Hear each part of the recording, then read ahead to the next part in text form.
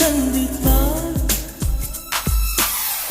நான் என்று சொன்னாலே நான் அல்ல நீதான். நீ இன்றி வாழ்ந்தாலே நீர் கூட தீதான். உன் சுவாச காற்றில் வாழ்